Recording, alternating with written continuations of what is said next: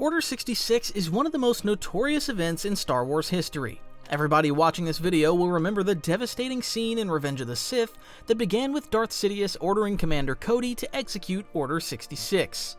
A host of Jedi Masters die before they even realize their clone troopers have turned on them.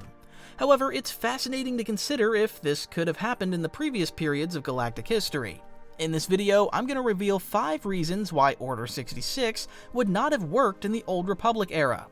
Some of the reasons will be more obvious, like the lack of clone troopers or changes in Sith doctrine, but others may be more surprising. Let's get started.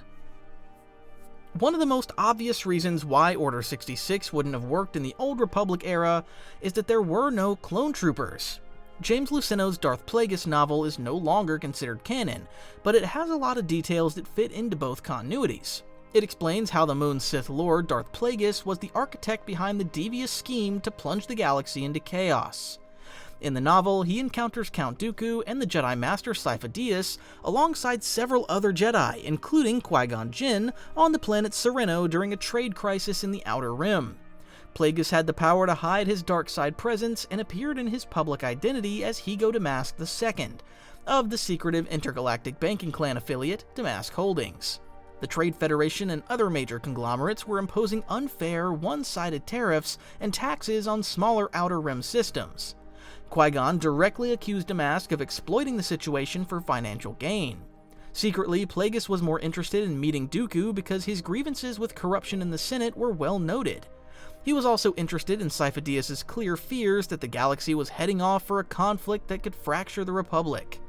Gradually, Plagueis manipulated Sifo-Dyas into traveling to Kamino and commissioning the creation of a clone army, bankrolled by Damask Holdings.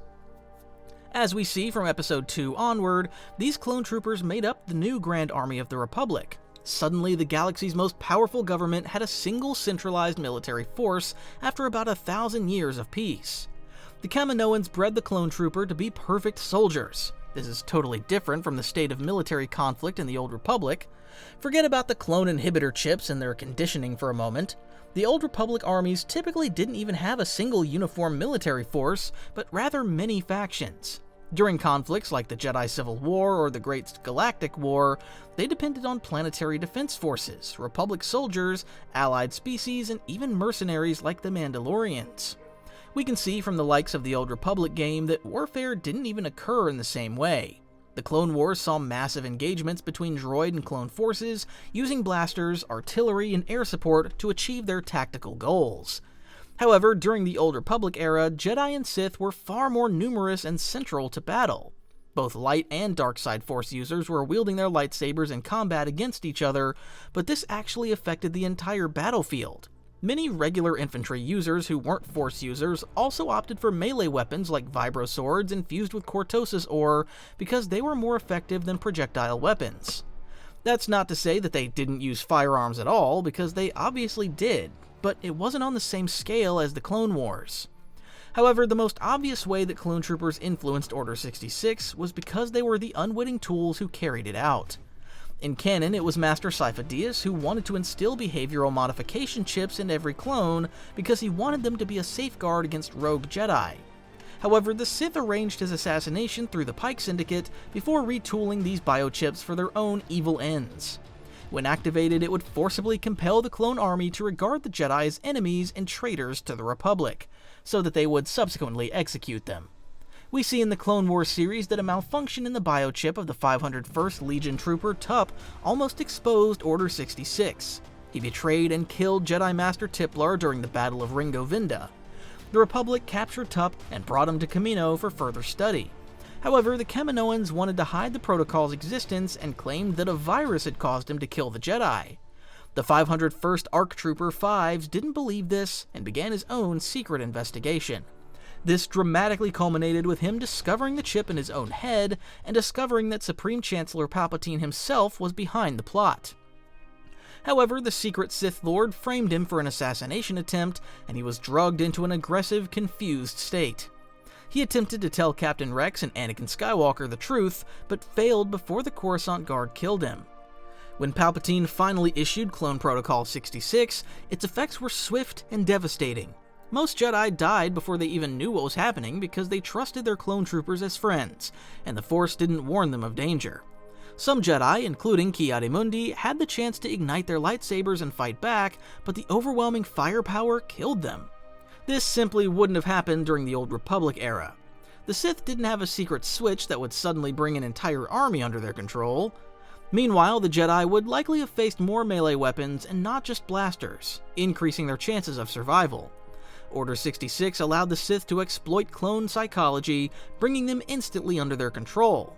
There were a very small number of exceptions during the Clone Wars, including Captain Rex, who successfully had their chips removed, but these were a minority. It would have been much more challenging to manipulate Old Republic forces because of their cultural biases and conflicting ethoses. Sure, we see that the ancient Sith successfully manipulated the Mandalorians against the Republic, but other forces would have instantly warned the Jedi of their danger. Well, the General has been making additions to his collection for several years now, and if you're anything like me, you've probably imagined what it could be like to own a saber yourself. So that's why I started my own store called Stickman Sabers, with a singular goal in mind. Make sabers that look amazing, being inspired by iconic designs, but specifically built to actually duel with. No worrying about babying them, just pick them up and go ham. They're equipped with state-of-the-art pixel technology, giving off an incredibly bright light that will light up the darkest rooms out there. And obviously have that iconic hum, just feels right the moment you switch it on. And for a limited time, if you pick a collector's saber up, you'll also get 2 combat sabers for free. So, if you ever thought about starting your own collection, this is a pretty good place to start. Links in the description, and now, let's get back to the video. The second reason I want to discuss is less obvious, but equally fascinating. There were several key differences in the way the Jedi operated during the Old Republic era, and later during the High Republic and Clone Wars.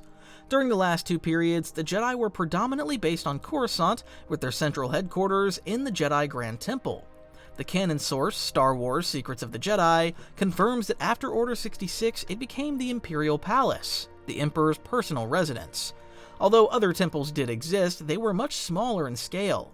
This was very different from the Old Republic era because the Jedi were much more decentralized. We see that there are Jedi temples and enclaves on Ossus, Tython, Dantooine, and Telos at various points throughout galactic history. The new Essential Chronology explains that Master Voto Siask Bas established a Jedi training enclave on Dantooine by 3997 BBY. Many Jedi who fought in the Great Sith War against Exar Kun's forces received their training on the backwater planet. However, it also became notorious for the sheer number of Dantooine graduates who turned to the dark side over the years. Dantooine was also famously the site of Revan's secondary Jedi training under masters including Varuk Lamar, Vandar Tok'er, and Jar. However, Darth Malak destroyed the Enclave just weeks after his former Sith master left the planet. Despite this, the decentralization of the Jedi meant that it was much more difficult to wipe them out in one sweep, like during Operation Nightfall in Revenge of the Sith. However, it wasn't impossible, as we see in Knights of the Old Republic 2 when Darth Nihilus consumes almost all life on the Miraluka colony world of Qatar. This was during the events of the First Jedi Purge, as the weakened Jedi Order came under severe pressure from the Sith Triumvirate. Nihilus and Darth Sion launched a war of aggression against the Jedi, assassinating them across the galaxy. The Jedi Master Atris wanted to lure the Sith into the open, so she organized a mass gathering of the surviving members of the Order for a conclave in 3952 BBY. Then she secretly leaked the information of the meeting to the Sith, with fatal consequences. Darth Nihilus arrived at the scene on his ghost ship, the Ravager, and devastated the planet, killing some of the Order's most powerful masters, including the aforementioned Vandar Tok'er and Jar. About 100 Jedi died, leaving the Order on the brink of destruction. Jedi doctrine was also much more diverse during the Old Republic era. This wasn't always a good thing, but it definitely made it more difficult for the Sith to exploit them, because not all the Jedi thought the same way. For example, during the Mandalorian Wars, the Jedi effectively split into 2 factions. The Jedi Council opposed Jedi involvement in the conflict because they believed too many of their number died or turned to the dark side during the recent war with Exar Kun. However, the Revanchists, another group, believed that it was their duty to defend the galaxy from the Neo-Crusader invasion. Ironically, the hidden Sith Empire was behind the Mandalorian invasion. The result of this conflict was that Revan, their leader, turned to the dark side and became one of the most influential Force users in galactic history. There were also extremist factions within the Jedi Order operating on a smaller scale. For example, the Jedi Covenant was a secret society on Taurus that believed they had foreseen a Sith apocalypse. In the Knights of the Old Republic comic book series, we see how they carried out the Padawan Massacre, one of the most tragic events in Jedi history. This also shows how divided the Jedi were and how paranoid they were about the Sith. There were also more autonomous Jedi, such as the Shadows, who focused on hunting Sith threats by investigating their cults and destroying their artifacts. Then there were the Grey Jedi and the Jedi Exiles like Jolee Bindo and Mitra Surik, who had grievances with the Jedi Council and occasionally used aggressive tactics. They often operated as independent wanderers who remained aligned with the regular Jedi but tread a fine line between light and darkness. During the Old Republic era, the Jedi often had ideological differences. This was significantly different from the High or Late Republic eras, where the Jedi mostly followed the same philosophies after 1,000 years of peace. Of course, there were outliers like Count Dooku and even Qui-Gon Jinn in canon, as well as Joruus C'baoth in Legends. But these were very much the exception to the rule. Order 66 wouldn't have worked in the Old Republic era, because it depended on the Jedi's complete belief in their systems. However, these later era Jedi also had an extremely different relationship with the Sith. The third key reason why Order 66 wouldn't have worked in the Old Republic era is that the Sith were a completely different proposition back then. Dark Lords like Exar Kun, Darth Malak, Revan, the Sith Triumvirate, and Darth Malgus repeatedly tried to defeat the Jedi and the Republic in massive head-to-head confrontations. It's crucial to remember that the galaxy was a very different place during the Old Republic era. Firstly, the Outer Rim remained a mysterious frontier in the same way that wild space and the unknown regions remained mostly unexplored during the Galactic Empire and New Republic era. This enabled powerful forces like the Neo-Crusaders and the various Sith empires to secretly consolidate their strength before launching an assault on the Mid-Rim or the core. The Sith typically wanted to overwhelm and crush the Jedi in open combat. We see in Knights of the Old Republic 2 that Darth Nihilus and Darth Sion actually betrayed their master Darth Traya because they wanted to directly crush the Jedi while she was in favor of a more long-term and subtle approach. There were many more Sith and corrupted Jedi during this extremely violent period in galactic history. It's important to remember that not everybody saw the Sith as instantly bad. For example, after Revan turned to the dark side, many Republic soldiers and Revanchist Jedi flocked to his banner because of his charisma and heroic achievements. They saw him as a strong leader who could protect the galaxy and guarantee security moving forward after decades of chaos and industrial-scale warfare. This aggressive Sith approach generally worked because the Republic and the Jedi were constantly on the brink. Darth Sion and Darth Nihilus's violent campaign almost resulted in the Order's permanent extinction. However, Mitra Surik was able to defeat them and revive the Jedi from the brink of destruction. However, the Sith's biggest problem is that they are their own worst enemies. From Naga Sadow and Ludo Krish to Darth Malak and Revan, they notoriously almost destroyed each other during the new Sith Wars between 2000 and 1000 BBY. We know from the Darth Bane novel that there were many Sith Lords during this period who had rival kingdoms and competing armies. They would unite briefly against the Republic before fighting each other for dominance and collapsing internally. Finally, at the 7th Battle of Ruusan, the Sith Brotherhood of Darkness faced the Jedi's Army of Light in a brutal showdown. Both sides threw children into the fray as they fought to the last breath. Desperate and facing defeat, the Sith Lord Khan gathered the surviving Sith Lords and channeled their dark energy into a thought bomb. This catastrophic Force weapon obliterated both the Jedi and the Sith on the battlefield, creating a localized vacuum that consumed all Force-sensitive beings in the region. The Jedi Lord Hoth and 99 Jedi volunteers intentionally charged into the blast radius to detonate and contain the weapon to prevent the Sith from escaping or using the weapon against the galaxy. Despite suffering heavy losses, the Jedi and the Republic survived and restructured. The Jedi disarmed and handed back planetary defense to the Republic, while the Supreme Chancellor redistributed power to the Senate. However, their biggest mistake was that they thought the Sith were no more. We know that Darth Bane was the lone Sith survivor, and he completely restructured his Order's doctrine. The Darth Bane novel explains how he created the Sith Grand Plan to destroy the Jedi and the Rule of Two to ensure his cult's survival against all odds. Bane believed that the Sith lost because there were too many of them. This diluted their power, and their greedy ambition caused endless collapses. Instead, there would now be only a single master and apprentice moving forward. The master would teach their student until finally the apprentice was powerful enough to betray and kill the master.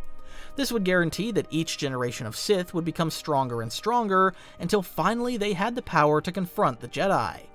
This began with Bane himself falling victim to Darth Xana and would continue until Sidious killed Darth Plagueis. It took about 1,000 years before the Sith were in a position to execute Order 66. The most dramatic developments occurred during Darth Plagueis' reign as Dark Lord of the Sith. He operated openly using his public identity as Higo Damask III, a moon businessman with the Intergalactic Banking Clan.